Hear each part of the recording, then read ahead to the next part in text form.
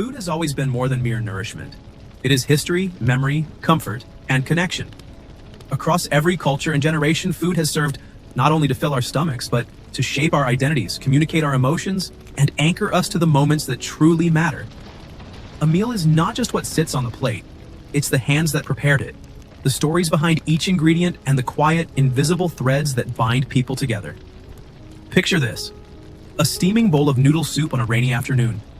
The broth carries the scent of ginger, garlic, and something faintly sweet that makes your shoulders drop and your breath deepen. Maybe it reminds you of your grandmother's kitchen, where pots simmered all day and conversations floated like steam.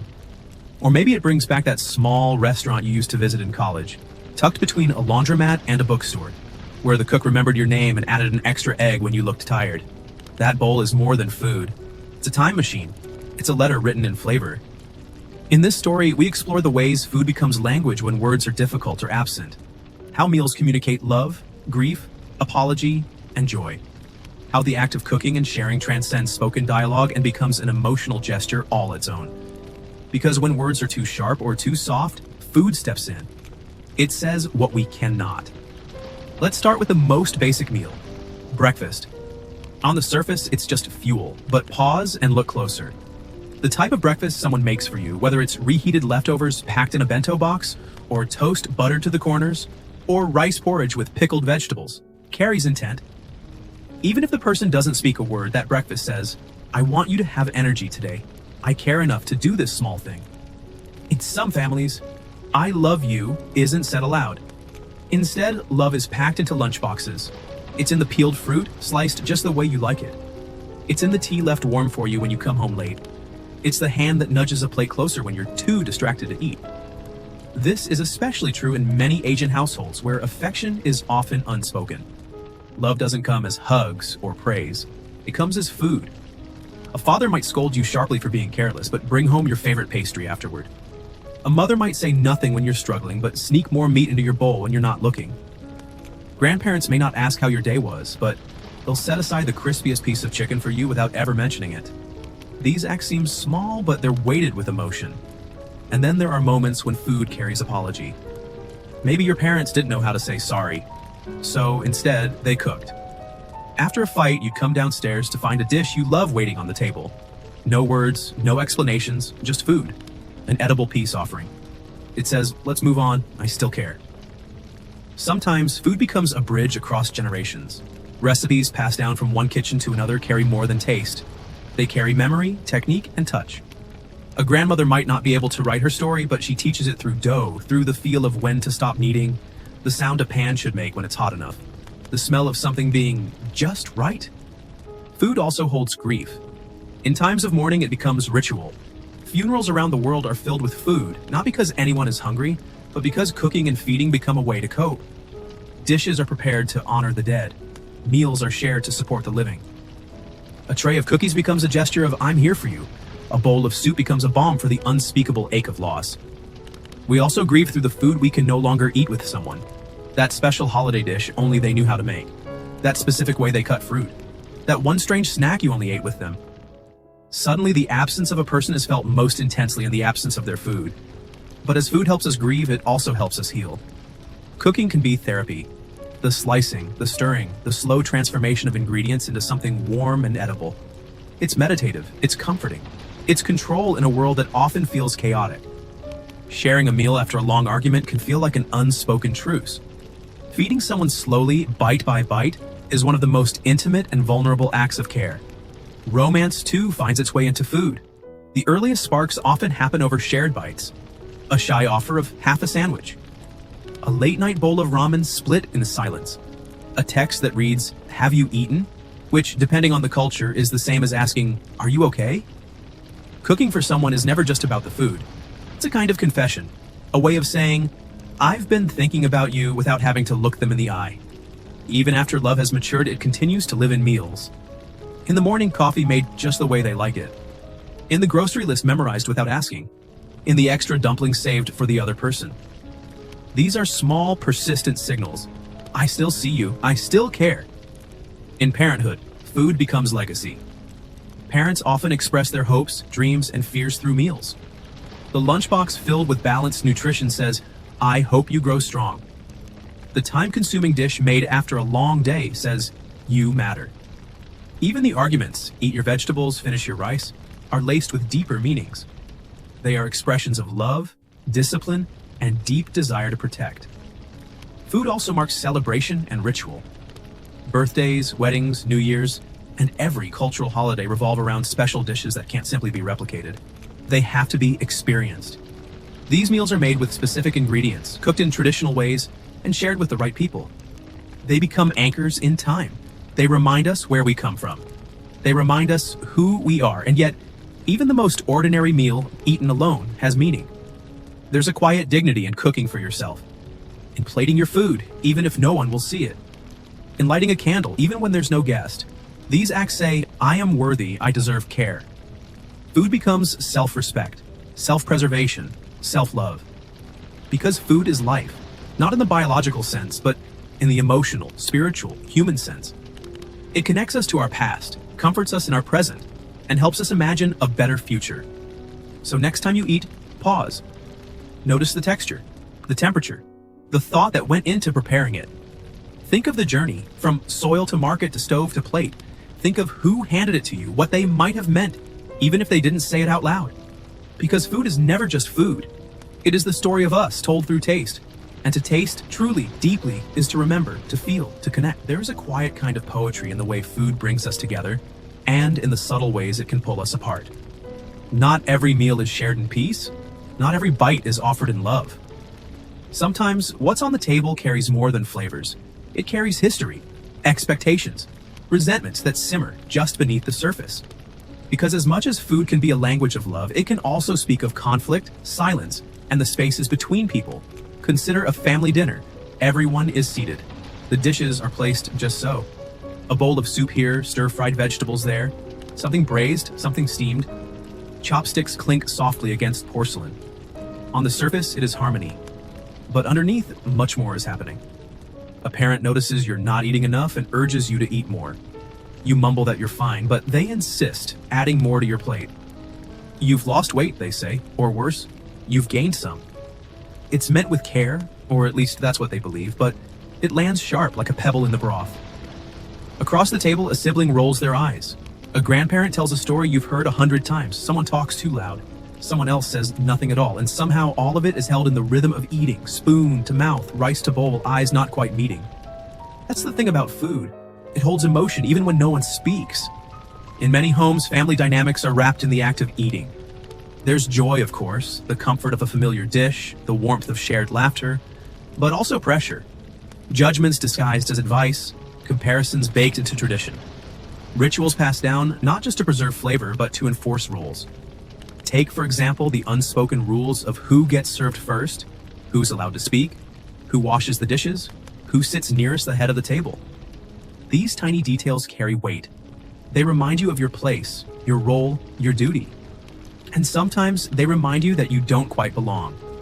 There are meals where everything looks perfect but feels off. When someone sets the table with care but avoids eye contact.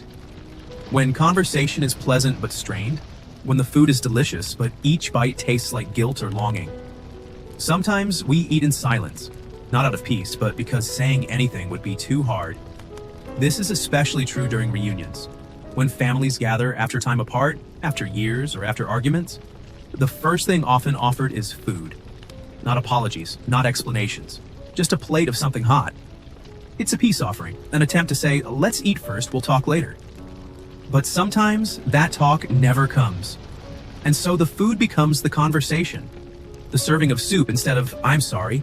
The placement of your favorite dish where you can reach it. The cutting of fruit quietly in the background. Acts that say, I still care. Even when pride prevents the words. There's a tenderness in these gestures, but also sometimes a sadness. Because while food can build bridges, it can't solve everything. A lovingly made meal doesn't always mend what's broken. Sometimes it only delays the confrontation. Sometimes it becomes the mask worn over wounds no one knows how to name. And yet, despite all this, we keep eating together. Why? Because deep down we understand that food is not just about nutrition or tradition. It's about trying. It's about showing up. Even when we don't have the right words or the right timing or the right feelings, we offer a meal. It's the most basic human way of saying, I'm still here. And in some ways, that's enough. Let's talk about childhood now. About growing up with food that confused you, embarrassed you, or made you feel different. Maybe your lunchbox at school smelled different from the others. Maybe the snacks you loved were met with wrinkled noses and whispers. Maybe you begged your parents to pack something normal, something you wouldn't have to explain. So many of us carry this experience of feeling out of place because of what we eat, of realizing that what feels like home to us can seem weird to others. And in those moments, shame creeps in. We push away the dishes we once loved. We try to assimilate, to blend in. But later, maybe years later, we find our way back. We seek out the very flavors we once tried to hide. We travel across cities to find that one bakery, that one market, that one auntie who still knows how to make it the old way. And when we taste it again, we're transported. We remember who we are, where we come from. This reclamation is powerful. It's a return to roots, a kind of healing. And it's not just about the food. It's about acceptance of self, of culture, of the messy, delicious, complicated past that shaped us. Sometimes the food that once made us feel othered becomes the very thing we take pride in. We cook it for friends. We share it with partners. We post about it, write about it, pass it down. We turn embarrassment into celebration. Food in this way becomes transformation. It's also a way to connect across generations. As children, we may not have understood our parents' food choices. We might have complained about the same boring vegetables or the strong smells from the kitchen. But as adults, we begin to understand the sacrifices, the reasons. That fish they bought every week, even though it wasn't their favorite, because it was healthy for you. That broth they made from scratch, because it reminded them of home. That insistence on eating together even when they were exhausted, because it was the only time they could really see you. With time, we start to cook for them. The roles reverse. We ask them for recipes. We try to replicate what they made, failing at first, then slowly getting better. We serve them food, gently, proudly. It's a quiet exchange. I learned this from you. And sometimes the food changes. We add our own twists, mix old and new, create dishes that reflect both heritage and individuality. This fusion isn't betrayal, it's evolution. It's what culture does. It grows, just like us. Because ultimately, food is never static. It is memory, yes, but it is also motion. In every bite, there is past and present. And in every recipe shared, there is hope. Hope that someone will taste it and understand. Hope that what we cannot say, they will somehow feel. So the next time a meal feels heavy, awkward, or quiet, remember, it might be saying more than you realize. The silence at the table isn't always empty. It might be full of words unsaid, emotions contained, love disguised as soup. And that too is a story worth telling. There's a unique kind of intimacy that grows around the act of eating together. It's not always dramatic or poetic. Sometimes it's in the quiet, mundane routines. Those ordinary moments that, stitched together over time, become something extraordinary. Think about the everyday meals shared with someone close, a friend, a parent, a partner. The ones that don't involve fancy restaurants or planned occasions, but unfold naturally. Over a simple dinner after work, a takeout lunch during errands, a late night snack while watching something you've both seen a dozen times. These are the moments where connection deepens, not through words, but through presence. Food, in these settings, becomes a kind of rhythm, a beat, a shared pulse. Someone asks, "Are you hungry?" You say no, but they bring you something anyway. You pick at it, then finish the whole thing. They smile. No need for thanks. It's understood. Or maybe it's the way you always order too much, so you can have leftovers. The way one of you eats fast and the other slow, and yet it never feels out of sync. The way you both know exactly how the other likes their eggs, their noodles, their toast. It's not a grand love story, it's a quiet one. But sometimes those are the most lasting. These rituals of eating together become emotional anchors. And when the person is gone, or the relationship changes, it's the food you remember most. The rice porridge that tasted better when they stirred it. The specific way they sliced fruit. The dish they always insisted on cooking, even when they were tired. You find yourself recreating these things, partly to remember, partly to hold on to something. Sometimes food is all we have left of someone. Even years later, a certain taste or smell can unlock memories with startling clarity. A bite of something sweet might bring back a childhood birthday. A particular spice might transport you to an old kitchen, now gone. These culinary memories live in us, not just in our brains, but in our bodies. This is why so many people turn to food in moments of change. When we move to a new city, we search for familiar flavors. When we feel lost, we cook dishes that remind us of home. When we're falling in love, we want to share the meals that shaped us. And when we're grieving, we cook the things that bring the dead a little closer. Food becomes a tether to identity, to belonging, to love, and it doesn't have to be complicated. Even instant noodles can be sacred if they're made at the right time, by the right hands. A midnight grilled cheese can say, "I see you." A perfectly buttered toast can whisper, "I'm here." But food is not only personal, it's communal. We gather around tables not just to eat, but to be together, in joy and in sorrow, in celebration and in crisis. The table is where stories are told, laughter is shared, and silence is held. It's where disagreements flare and are sometimes soothed by dessert. It's where generations meet. At weddings, we feed hundreds. At funerals, we feed grief. At holidays, we feed tradition. Every major life event is accompanied by food, not just as a necessity, but as a symbol. A way of saying, we mark this moment together. This is true across the world. In Japan, meals are often silent but deeply ritualistic, showing respect. In Italy, meals are boisterous, loud, filled with hand gestures and overlapping conversations. In many African cultures, eating with your hands and from shared plates reflects community and trust. In India, a mother might feed you with her fingers, long past childhood, as an act of love. In Mexico, food is the heartbeat of family gatherings, layered with generations of recipes and resilience. Each bite carries more than flavor. It carries history, geography, values. That's why food can also be political. What we eat and who gets to eat it has long been tied to class, race, access, and power. Street food might be celebrated in one culture and scorned in another. Traditional dishes might be seen as exotic until they're repackaged in upscale restaurants. Immigrant cuisines are often first mocked, then commodified. Yet food persists. It refuses to be silenced. It finds its way onto tables, into kitchens, into conversations. It tells stories of migration, adaptation, survival. Think of the hands that made the meals. The calluses from grinding spices, the burns from open flames, the repetition of rolling dough, slicing herbs, tending pots for hours. These are acts of care, but also acts of endurance, of resistance, of creation. When we inherit recipes, we inherit more than instructions. We inherit patience, intuition, a sense of timing that can't be written down, a rhythm of taste passed from tongue to tongue, kitchen to kitchen. And when we cook for others, we carry that forward. We say, "Let me feed you," which is to say, "Let me care for you. Let me nourish you. Let me share with you something I've learned, something I've loved." This is why even failed meals have meaning. Burnt rice, oversalted soup, a collapsed cake. These are not disasters. They are part of the language, part of the attempt.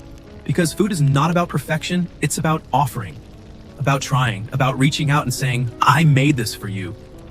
And the act of making, even more than the eating, is where the magic lives.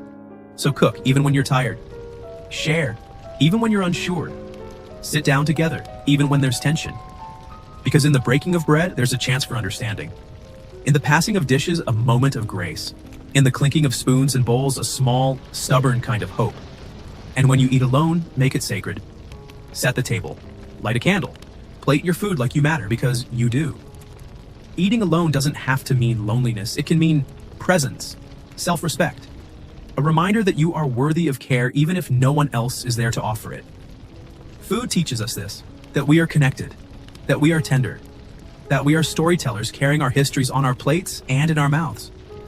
So eat, remember, share, and keep tasting life one bite at a time. There's a certain kind of magic that happens in a kitchen. Not the kind that comes with recipes or fancy tools, but the quieter, older kind. The kind passed down in whispers and gestures. The kind learned by watching hands move, not by reading instructions. This is the kitchen as memory, as heritage, as a place where time folds in on itself and generations speak through flavor. Every family has its kitchen stories. The small child perched on a stool peeking over the counter, watching dough being kneaded. The teenager reluctantly chopping vegetables, rolling their eyes but memorizing every move. The grandparent who doesn't measure, just feels, adding a little more, just enough, until it smells right. These kitchens are classrooms, but instead of tests, there are tastes.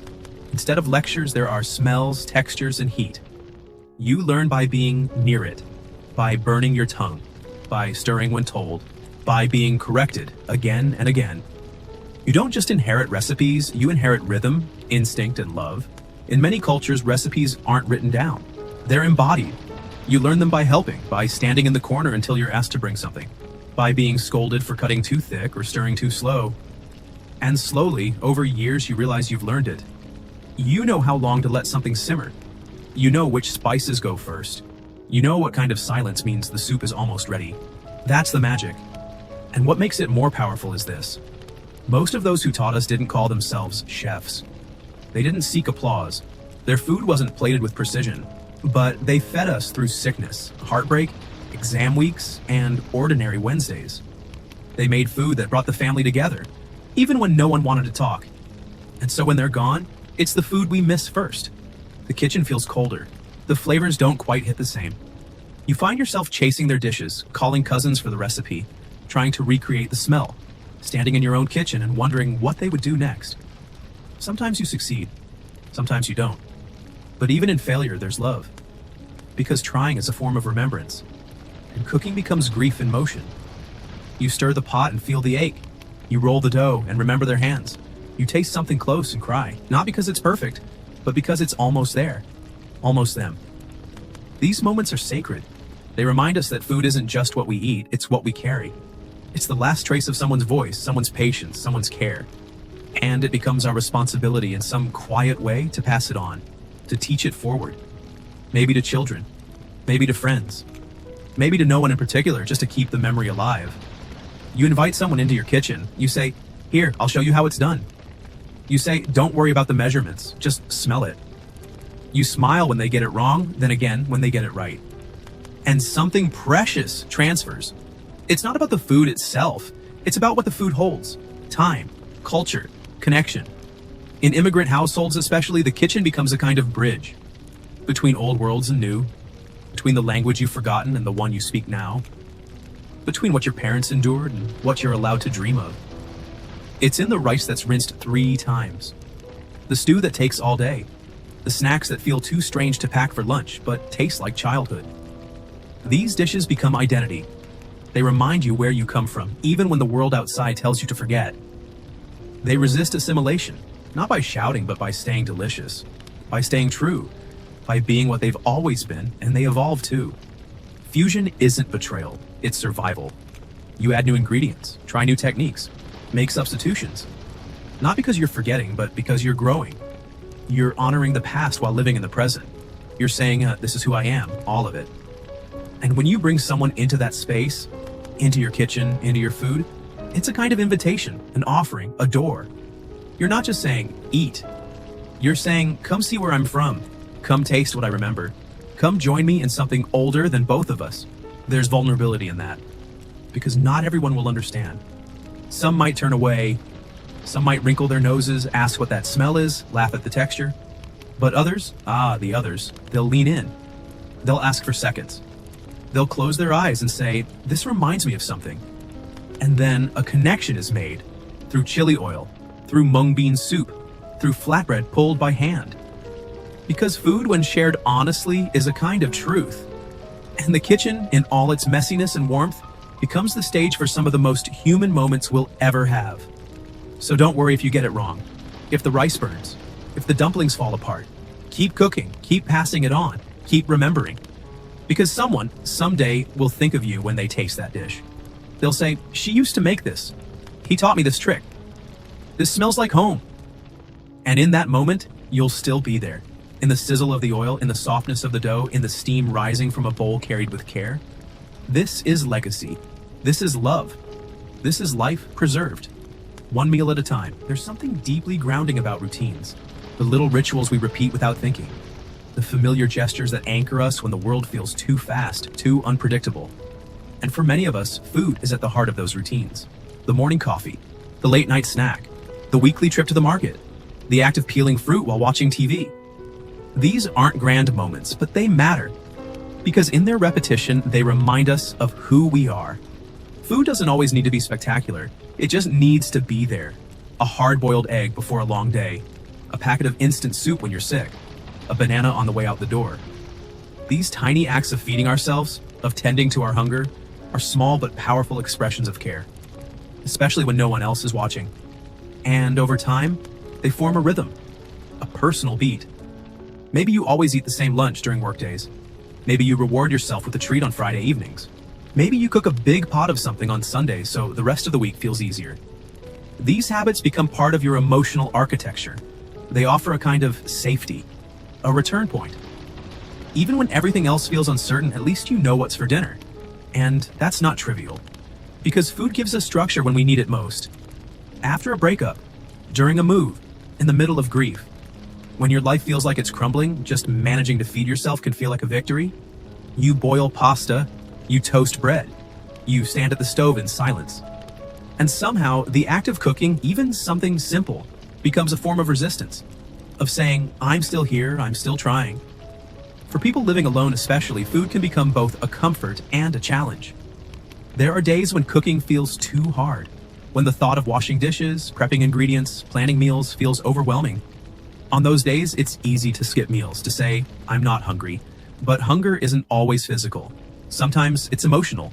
And sometimes you feed yourself not because you feel like it, but because you deserve it. So you eat. Even if it's just cereal, even if it's frozen dumplings, even if it's toast with peanut butter, you eat, and that is enough. That is care. And then there are days when cooking feels like therapy. You turn on music. You chop slowly. You let something simmer. You taste, adjust, taste again. The kitchen becomes a space of mindfulness. The ingredients become tools for healing, because food, when made for oneself, is a way of saying, I am worth the effort. This is especially powerful for those who grew up feeling like they had to earn love, like they had to be productive to deserve rest. For people who were taught that self-sacrifice was virtue, cooking for yourself can feel radical. It's not selfish. It's sacred. Even if no one sees it, you light a candle. You eat from your favorite bowl. You sit down, not in front of a screen, but in front of yourself. You say, this is my time. And slowly, those small acts begin to rebuild you. There's also beauty in solitude, in learning what you like, in discovering that you prefer your tea a little stronger, that you enjoy salty snacks more than sweet, that you love your eggs runny or hard or scrambled with a pinch of cumin. You learn your own preferences, not through compromise, but through curiosity. You become your own companion. And once in a while, you share that with others. You invite a friend over. You make a little too much on purpose. You pack up leftovers and deliver them to a neighbor. You post a photo of your meal, not for validation, but because you're proud. You made something, and it matters. These gestures ripple outward because food, even in solitude, can create connection. Online, people form communities around recipes. Strangers bond over failed cakes and perfect stews. We share what we're eating, not just to show off, but to say, here's a piece of my life. And in return, we feel less alone. In a world that often feels fragmented, these small windows matter. They remind us that someone else is eating ramen at midnight, that someone else forgot to defrost the chicken, that someone else also adds way too much garlic. And suddenly, we're less isolated. We're part of something. Even the language of food online reflects this intimacy. Here's what I made today. It's not pretty, but it's tasty. I cooked this for my grandma. These captions say more than they appear. They say, I'm trying, I'm remembering, I'm connecting. They reveal how food becomes a vessel, not just for flavor, but for feeling. And as routines shift, as life moves forward, food adapts with us. New jobs mean new lunch habits. A new relationship might change dinner time. Having a child rewires your entire eating rhythm. Grief might make everything taste different. Healing might bring old flavors back. But through it all, food remains. Sometimes as a chore, sometimes as a joy. Often both at once. And it's in that contradiction, where cooking feels both exhausting and healing, where eating feels both mundane and meaningful, that the real magic happens. Because when we care for ourselves through food, we're not just surviving. We're creating something, a pause, a breath, a moment. And those moments, repeated over time, become life. So cook, even if it's messy. Eat, even if it's simple. Feed yourself, not just because you must, but because you can. You are here and you are worth the effort. Some of the most powerful stories told through food are the ones we never speak aloud. They linger in glances across the table, in the way someone scrapes the bottom of a pan for one last bite, or in the silence that settles after a familiar dish is placed between two people with too much history to name. Food, after all, has memory. It remembers what we try to forget. It brings back feelings we buried long ago. It binds us to our families, not just through tradition, but through emotional residue, both joyful and painful. Think of the dish that always appeared on your birthday. Maybe it was a special cake, or your favorite noodles or dumplings shaped by hand. Now think of the person who made it, how they stood in the kitchen for hours, how they didn't ask what you wanted. They just knew. That dish wasn't just food, it was a memory wrapped in flavor. And now, years later, maybe they're gone. Maybe the relationship has changed. Maybe you haven't spoken in months or years. But when you taste that dish again, on purpose or by surprise, it floods your body with warmth or longing or grief. Food keeps those people close, even when time or distance doesn't. In some families, especially ones where emotional expression is rare, food is the only consistent language of care. Apologies come as sliced fruit. Encouragement is offered as a second helping. "I'm proud of you" becomes an extra piece of something special, slipped onto your plate without a word. It can feel both comforting and confusing, especially when the words are missing. When no one says, "I love you," "I'm sorry," or "I forgive you." When all you get is a hot bowl of soup placed in front of you at just the right moment. You sit there, spoon in hand, wondering if this is supposed to mean something more. And somehow you know it does. These unspoken meals become emotional puzzles. You replay conversations in your head. You wonder if the flavor was the same as you remembered. You ask yourself whether they stirred it longer this time, whether they added something extra. And slowly you realize that even if they didn't say the words, they still cared enough to cook. But food can also carry tension. There are meals where everyone eats but no one speaks, where the clink of silverware is louder than any laughter, where eyes avoid contact and seconds are offered out of habit, not warmth. These meals hurt, not because the food is bad, but because everything else is broken. And yet, you still eat. Because to refuse the food would feel like rejecting something deeper. Because even in pain, there is still a trace of connection. Because sometimes we accept meals from people we're mad at simply because it's all we know how to do. Food becomes a form of survival, not just physically, but emotionally. You swallow the bitterness with the sweetness. You chew carefully, balancing your resentment with your gratitude. You say thank you even when you want to scream. Because the act of eating in those moments is the only way to keep the thread from breaking completely. But sometimes you choose to walk away. Sometimes you stop eating with people who hurt you. You stop accepting their offerings. You say, "I can't keep doing this." And you learn how to feed yourself instead. That's a different kind of love. A hard one. A boundary drawn not with anger, but with necessity. And still, the memories remain. You remember how they used to peel apples for you, how they made that soup when you were sick, how they packed your lunch even on days when they didn't speak to you. You hold those moments gently, knowing they were real, even if things didn't end the way you hoped. Food teaches us this complexity. That love can exist inside dysfunction. That care can be flawed, that someone can hurt you and still want you to eat well. These aren't contradictions, they're truths, and they're hard to carry. But they're also what make us human. Because as we grow older, we begin to see our families more clearly. We understand that our parents, our guardians, our elders, they had their own wounds. They weren't perfect. They loved the only way they knew how.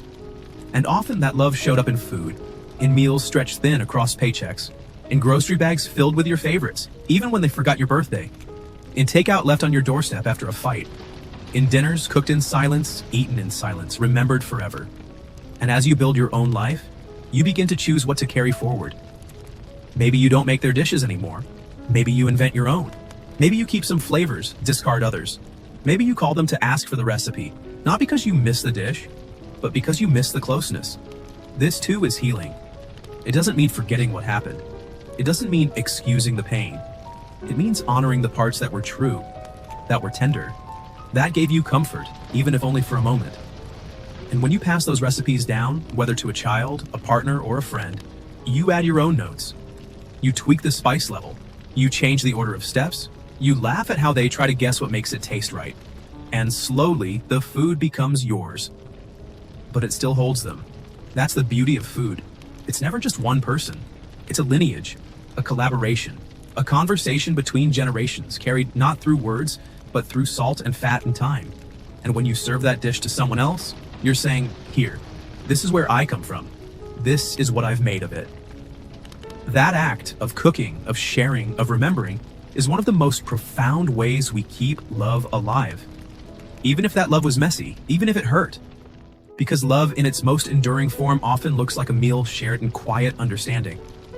A bowl passed without speaking, a recipe remembered without bitterness, a table set with hope even after all that's been broken. There's a special kind of joy that comes from feeding others. Not because you want praise, not because you expect anything in return, but simply because you want someone to feel full, to feel cared for, to feel like they belong, even if just for a moment. It starts small. Maybe you notice your friend hasn't eaten all day, so you bring them a snack. Maybe you stay up late to make soup for someone who's sick. Maybe you bake something just because, and watch as their face softens with the first bite. These gestures are quiet, but they echo loud inside the heart. Because when we cook for someone, we're saying, I've been thinking about you. I noticed you. You matter to me. We don't always know how to say those things with words, but with food, it comes naturally. A perfectly fried egg, a bowl of noodles with extra toppings, a dish made exactly the way someone likes it without them asking. These are love letters without envelopes, acts of devotion without ceremony. And it's not just about romantic love.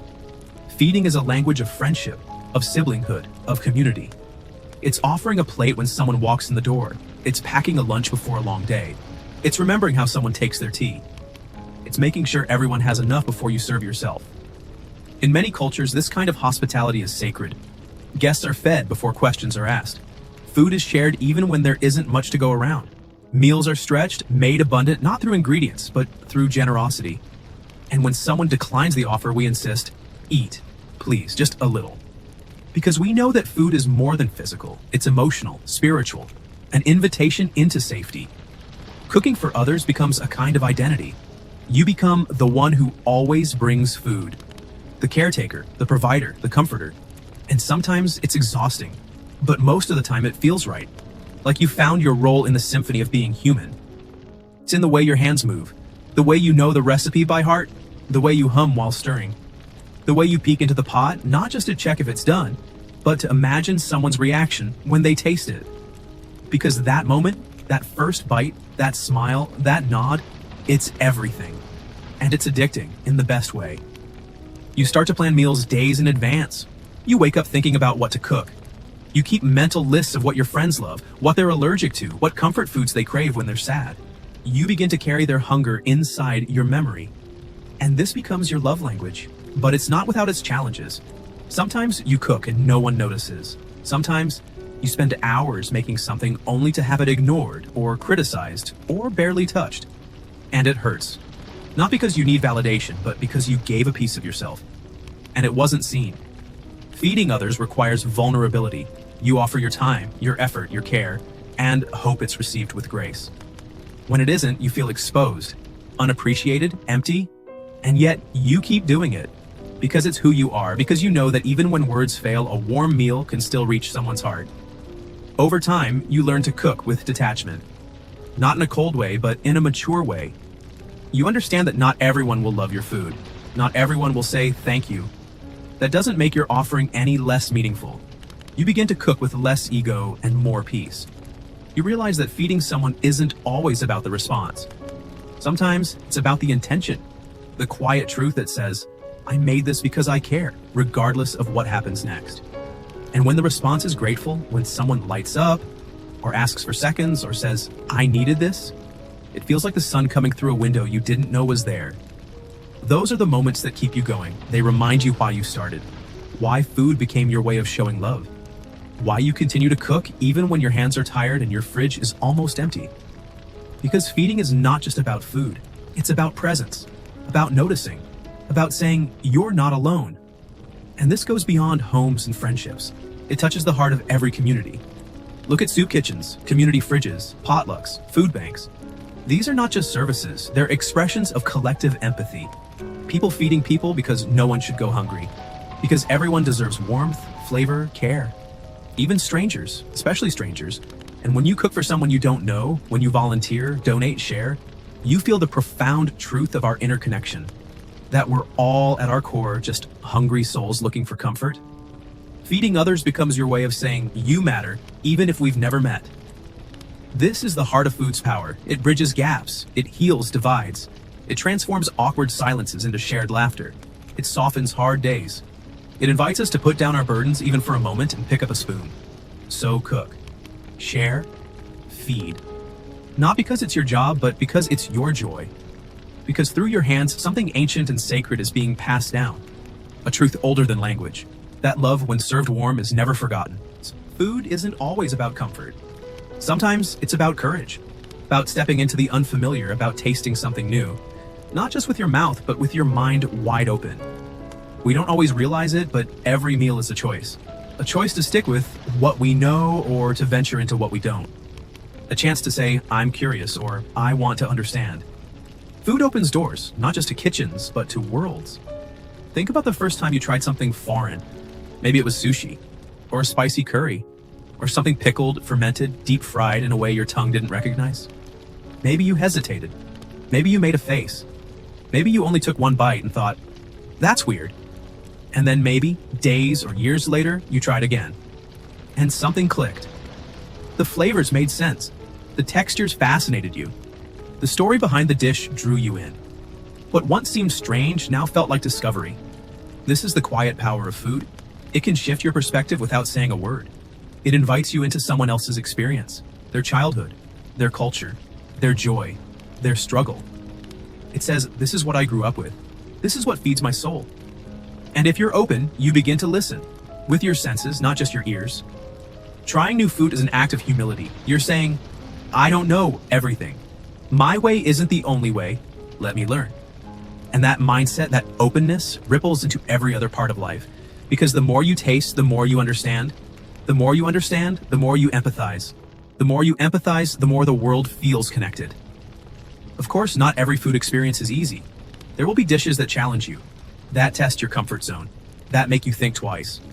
But that's okay. Not everything is supposed to be immediately enjoyable. Some flavors take time. Some cultures cook with histories you don't yet know. Some ingredients carry meaning that can't be translated. And that's part of the journey.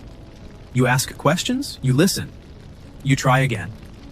And little by little, the unfamiliar becomes familiar. The strange becomes beloved. This is especially true when you travel.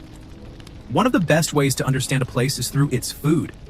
Not the tourist menus, but the street vendors, the night markets, the grandmother selling pastries at a folding table, the bowl of soup served at 2 a.m. in a stall with no sign, where the locals line up every night. These meals tell stories guidebooks can't. They tell you what grows here, what's valued here, how people gather, how they celebrate, how they survive. Food becomes a lens into climate, economy, migration, colonization, resilience. You can taste joy. You can taste hardship. You can taste history. And when you return home, those meals stay with you. You crave that specific spice blend. You miss the texture of that one rice dish. You dream about the dessert made with ingredients you'd never seen before. These cravings aren't just about flavor. They're about connection. About missing a moment that felt deeply alive. And then maybe you try to recreate it. You look up the recipe, you hunt down the ingredients, you fumble through the process, you burn it, fix it, tweak it. And even if it's not perfect, you feel closer to the place, to the people, to the memory. Food becomes a bridge, not just to others, but to a more curious version of yourself. This curiosity can transform relationships too.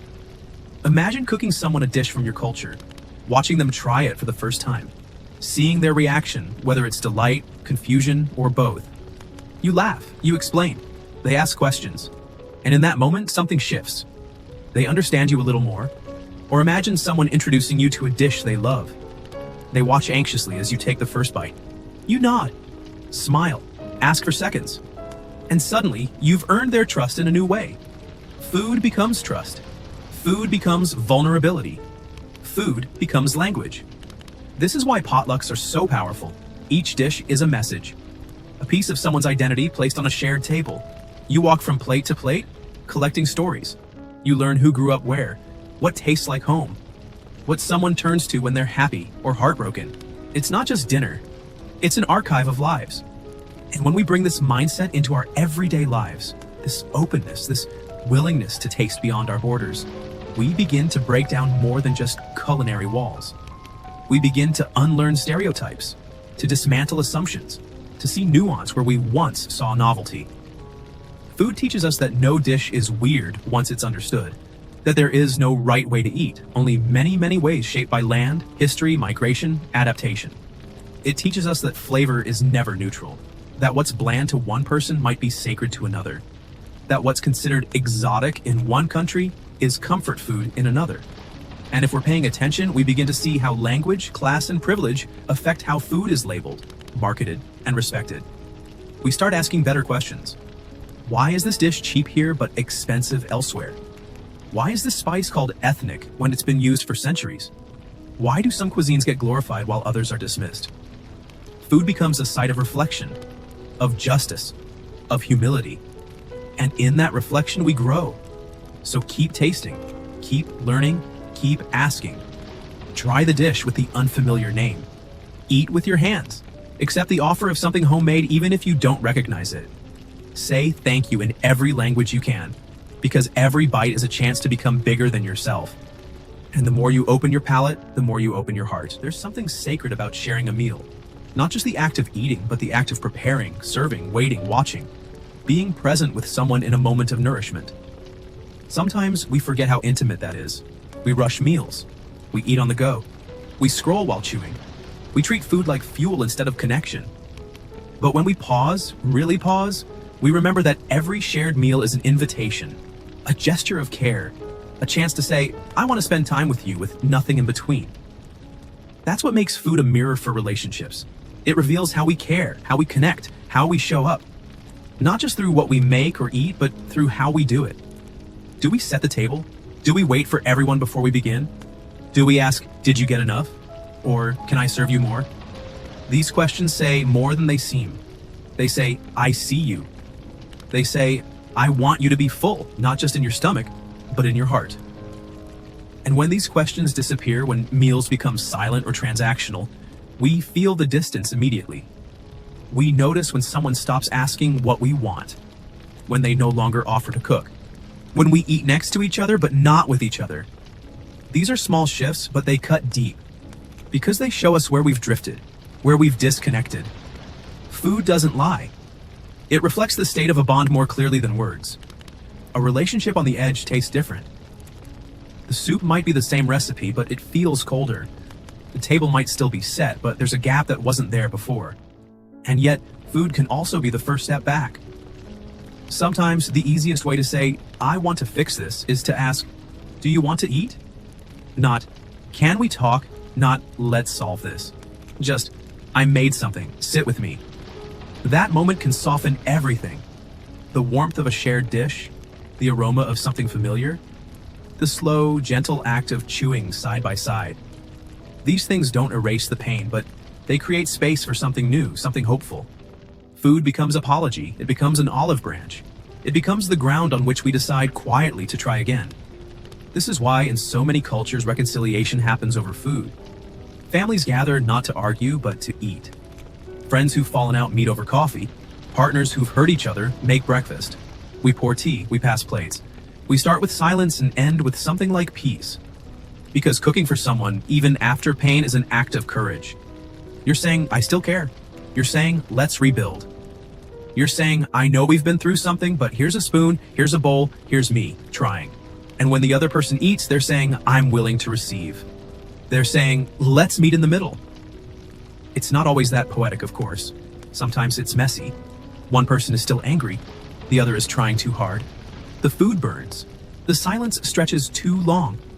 But even in the imperfection, there's meaning. Because at least you showed up. At least you tried. And sometimes that's enough. Of course, not every relationship is worth mending. Not every table needs to be shared again. But when the love is still there, when the wounds are shallow enough to heal, food can become the thread that stitches things back together. It's also a way to build new relationships. When you invite someone to eat with you, you're inviting them into your world. You're saying, here's how I live. You're saying, let me nourish you, even if we've only just met. First dates over dinner, new coworkers bonding over lunch, roommates cooking together for the first time. These are rituals of trust, of familiarity, of belonging. You go from strangers to companions, from awkward silences to inside jokes, from unsure seasoning to can you pass the salt? And as time goes on, food becomes the backdrop to your shared history. You remember that one dinner where everything went wrong and you laughed until you cried. You remember the first time you made them their favorite dish. You remember the birthday cake that collapsed but still tasted amazing. These aren't just meals, they're milestones. Moments you carry with you. Tastes that bring you back to places and people who shaped you. And sometimes, when those people are gone, you return to those meals to feel close to them again. Food is memory in motion. It lets us visit the past without getting stuck. It lets us honor what was while still feeding what is. This is why so many of us hold on to recipes, not just for flavor, but for feeling, for legacy, for love. A mother's stew, a grandfather's grilled fish, a sister's perfect rice. These dishes live beyond the people. They echo, they remind us who we are and who we've loved. And when we pass them on, when we teach someone else how to make them, we're doing more than sharing instructions. We're sharing a part of ourselves, a map, a memory. And suddenly, the meal is more than food. It's a story retold, a song sung with spices, a hug in the form of something warm and familiar. So eat with people you care about, not just because you're hungry, but because it's one of the most human things you can do. Show up, set the table, pass the bread, make eye contact. Ask, did you like it? Even when you're nervous. Because the truth is, food will always be more than food. It's a bridge, a balm, a beginning. And sometimes the best way to say everything you're feeling is to say nothing at all. And just serve something that says it for you. There's a quiet, powerful beauty in watching someone eat something they love. Not in a loud, performative way, but in the subtle signs. The way their shoulders relax, the way they close their eyes for just a second. The way they go back for one more bite, not because they're still hungry, but because they're still enjoying. It's in those small moments that we're reminded of what food really is. Not a trend, not a photo opportunity, not a badge of productivity, but something much simpler, much deeper. A source of joy, of presence, of being. To eat something delicious without guilt or distraction is a form of gratitude, a kind of meditation, a soft thank you to the world, to the cook, to your own body. And yet, for many people, eating is complicated. We live in a culture that sends mixed messages about food. One minute, we're told to indulge. The next, to restrict. We're taught to moralize meals, to label them as good or bad, as if food carries virtue or shame. This makes eating feel like a test, a performance, a source of anxiety. You begin to second-guess your cravings, to overthink your portions, to apologize for your appetite. You forget how to listen to your body because all you hear is judgment, external and internal. And that's heartbreaking. Because eating is one of the first joys we ever knew. As babies, we cried, and someone fed us. We felt comforted, safe, whole. There was no guilt, no shame, just need and nourishment. We deserve to return to that relationship, to remember that hunger is not weakness, that satisfaction is not sin, that eating is not a punishment or reward, it's a need, a right, a pleasure. This is where food and self-love intersect, because feeding yourself kindly is one of the most radical things you can do in a world that profits from your self-doubt. To choose fullness over restriction, to savor over suppress, to say, I deserve to be nourished, even when the world says otherwise, that is strength. And that journey takes time. For some, it means unlearning diet culture. For others, it means healing from disordered eating. For many, it means finding a new way to see their bodies, not as problems to fix, but as homes to care for. Food can help in that healing. Cooking becomes a conversation with your body.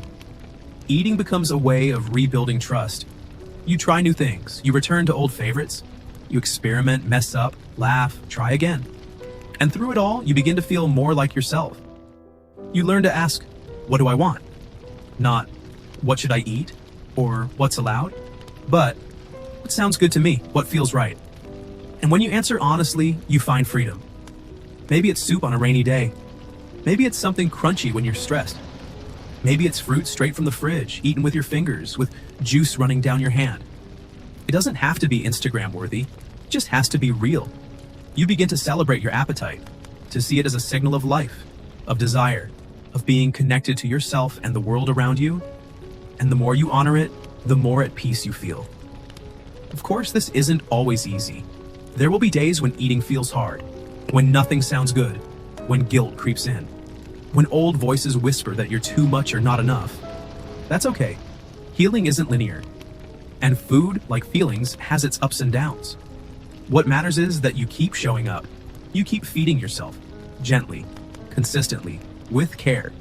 And in time, your relationship with food becomes a relationship with self-compassion. You learn to forgive the extra slice, to welcome the hunger, to enjoy the fullness, to sit with discomfort and still offer yourself kindness. This kindness spills over into how you feed others, into how you speak to friends about food and bodies, into how you raise children or support partners or shop for groceries. You become a source of softness in a world obsessed with hardness. You become a safe space for yourself, for others. And as this gentleness grows, you begin to see food differently, not just as something to manage, but as something to marvel at. The textures, the colors, the way ingredients come together to make something new. You find beauty in the way dough rises, or soup simmers, or fruit spoils if you don't eat it in time. You realize food is alive, and so are you. You start to notice things, how your mood changes with meals, how cooking a dish from childhood makes you cry, how certain spices remind you of people you miss, how your body feels when it's well fed, not just in energy but in spirit. And you realize this is what it means to be home, not just in a place, but in a body, in a life, in a rhythm of feeding and being fed, of giving and receiving, of tasting and feeling. Food becomes your anchor. In chaos, it grounds you. In celebration, it lifts you. In loneliness, it comforts you. In love, it connects you. And through it all, it reminds you, you are allowed to enjoy this. You are worthy of this. You are alive. So eat slowly, eat loudly, eat messily, eat joyfully. Feed yourself the way you would feed someone you love deeply, because you are that someone. Food is life, but more than that, food is living. It's not just something we consume, it's something we participate in. Something that evolves with us, shapes us, and reflects us. Our meals are not just made of ingredients, they're made of memory, of meaning, of time. And maybe that's what makes food so powerful. It's not only about feeding the body, but feeding the story of who we are. Every bite holds a past and a future. It's the past in the form of what your grandmother taught you, the future in the form of what you'll pass on. It's the smell that brings you back, the taste that reminds you to go forward. We live busy lives. We forget things. We run from one task to the next. But food calls us back to ourselves. It slows us down, reminds us to feel, to gather, to be present. There's a reason the kitchen is the heart of the home. It's where we meet, where we wait, where we confess, where we share news, good and bad. It's where stories are told in the heat of the stove, where grief is stirred into soup, where celebrations begin and end. And when the house is empty, when the rooms grow quiet, it's still the kitchen that echoes with warmth. It holds the laughter, the arguments, the smells, the hands that once moved with purpose and care. It remembers. Food is one of the only things we take with us wherever we go. When we leave home, we carry recipes. We crave flavors. We search for familiar spices in unfamiliar cities. We try to recreate comfort in cramped kitchens. We learn to build something nourishing from what we find. This is how we survive. This is how we keep our roots even when the soil changes. And no matter who we are or where we're from, we all understand hunger. Not just physical hunger, but emotional. The hunger for love, for connection, for meaning. Food speaks to that hunger. It offers more than calories. It offers comfort. More than nutrition, it offers memory. More than sustenance, it offers story. And what a story it tells. From the farmers who rise before dawn to gather crops, to the hands that grind grain, scale fish, harvest herbs, to the street vendors who stir giant pots over open flames, to the chefs who innovate, to the parents who improvise dinner with whatever's left in the fridge, to the children who lick their fingers and ask for more. This is a story of humanity, of survival, of generosity, of joy. And as we eat, we become part of that story. Every meal is a chapter. Some are quiet, toast and tea in solitude. Some are loud, family dinners with overlapping voices. Some are rushed, sandwiches between meetings. Some are sacred, holiday feasts with generations at the table. All of them matter, because all of them say something about who we are, what we value, what we long for. Food, in its essence, is care. It's creativity, it's resilience, it's love. We may not remember every detail of our lives, but we will remember how the soup tasted that winter when we were lonely, how the rice smelled the day we fell in love, how the bread felt warm in our hands when we were grieving. These are not just meals, these are milestones. And so, as this story ends, or rather, as it folds into your story, I leave you with this. Cook when you can, share when you're able. Taste with intention. Don't wait for special occasions to light a candle. Don't save the nice plates for guests. Use them on a Tuesday. Bake the cake even if it's just for you. Try the recipe even if it's messy. Make time. Make mistakes. Make memories, because every meal is a chance to say, I'm here. I care. I remember. I love. And when words fail, let food speak. Let it speak of where you've been. Let it tell who you've loved. Let it whisper your resilience, your kindness, your courage. Because long after we're gone, someone will stand in a kitchen and stir a pot. And maybe they'll remember you. Maybe they'll taste something you once made. Maybe they'll carry it forward. That's how we live on. Not just in history books, not just in photographs, but in flavor, in aroma, in nourishment.